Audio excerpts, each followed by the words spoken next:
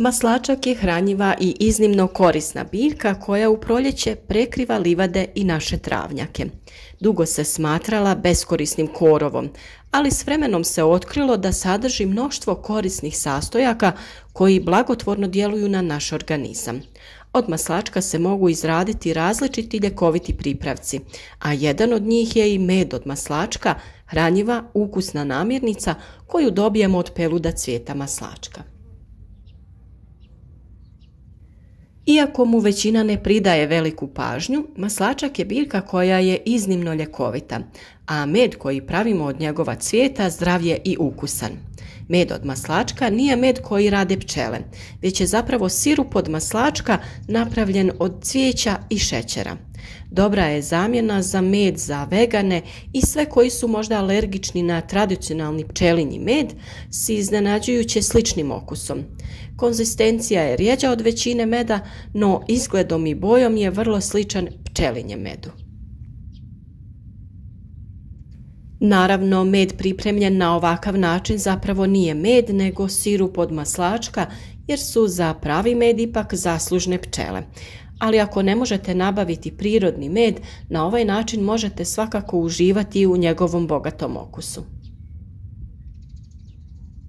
Također treba imati na umu da dugotrajnim kuhanjem med gubi svoja određena ljekovita svojstva, no to je slučaj sa svim namirnicama koje izlažemo visokim temperaturama, stoga je najidealnije med jesti kad je hladan i izbjegavati dodavanje u vrele tekućine kao što je čaj. Vjerujem da svi znaju u prirodi prepoznati maslačak. To je biljka koja se prilagođava svim vrstama tla, a razvija vretenasti snažan korijen koji se ukopa duboko čak do 30 cm.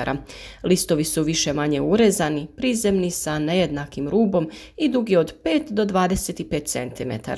Na vrhu šupljih cvjetnih stabljika razvija se prepoznatljiv žuti cvijet, a stabljika kao i drugi dijelovi maslačka sadrže onaj mliječni sok. On se razmnožava jako lako sa vjetrom otpuhivanjem sjemena, a raste na svim zelenim površinama, pašnjacima i vrtovima. Za pripremu meda od maslačka, salate, soka ili tinkture, on se bere u proljeće u aprilu i maju. Biljka je bogata kalijem, magnezijem, kalcijem, željezom te vitaminima A, C, K, B i E, a sadrži i inulin te polisaharid koji ima probiotička svojstva i potiče razvoj dobrih bakterija. Kao što sam već spomenula, maslačak se već dugo tradicionalno koristi u prehrani i medicini, no nažalost često se susrećemo i s mišljenjima da je jedan od najvećih neprijatelja ljubitelja lijepih travnjaka, koji ga nazivaju jednim od najčešćih korova. Često zaboravljamo kako se koristi, no zahvaljujući pčelama koje nikako ne zaboravljaju, dobivamo ukusnu posljedicu njihovog vrijednog rada. Zbog kristalizacije boja meda varira od zlatno-žute pa sve do tamnijih nijansi. Intenzivna žuta boja je pokazatelj najveće čistoće meda od maslačka. Med ima oštar okus, a jačinom arome najviše podsjeća na eterično ulje maslačka. Ako niste naviknuti na ovakve okuse, možda vam se neće svidjeti. Slučaj je isti kao i kod tartufa, ili ga volite ili ne volite. Maslačak ostavlja jak i opor okus koji daje osvježavajuću notu srednjoj slatkoći. U medu možemo pronaći dio spojeva i svojstava koji se nalaze u peludu, a koji imaju zdravstvene prednosti, a to su bjelančevine, kolin, inulin, dio eteričnog ulja, mineralni elementi i tvari, tanini, tvari sa enzimatskim djelovanjem i vitamini. Med od maslačka namijenjen je poboljšanju općeg zdravlja organizma, a posebno je djelotvoran u oslobađanju organizma od svih štetnih i toksičnih tvari. Pročišćava i regenerira jetru, dok se u narodnoj medicini koristi kao sredstvo za ublažavanje simptoma kroničnog kašlja te za ublažavanje problema koji se javljaju kao posljedica jake želučane kiseline, snižavanje krvnog tlaka i poboljšavanje probave. Nutritivno bogat med od maslačka će omogućiti tijelu vrijedne sastojke za osnaživanje imuniteta. Med od maslačka svakako možete napraviti sami. Iako su svi dijelovi maslačka ljekoviti i mogu se koristiti u različite svrhe, od korijena se priprema čaj od maslačka, od listova salata, za izradu meda od maslačka potrebni su nam samo cvjetovi. Cvjetovi se beru tokom aprila i maja na livadama udaljenim od prometnica, a toplo, sunčano i suho vrijeme je idealno baš za berbu cvjetova. Preporučuje se upotrijebiti ih odmah nakon berbe jer će se tako najbolje sačuvati njihova ljekovita svojstva. U nastavku videa ćemo pokazati bazni recept za med od maslačka, a koji možete oplemeniti dodavanjem i drugih biljaka. Mogućnosti je mnogo, a na vama je da odaberete okuse koji vam najbolje odgovaraju. Za bazni recept potrebni su vam sljedeći sastojci: 150 svježih cvjetova maslačka, 1 litra po mogućnosti destilirane vode, 1 kg običnog šećera ili smeđeg, 2 domaća limuna. Mi ćemo u svoj med dodati još i 2 naranče. Vi možete dodati nešto po izboru poput vanilinog štapića ili neke druge ljekovite trave, a mi ćemo pred kraj same pripreme ovog meda dodati malo kadulje, koja je također vrlo zdrava.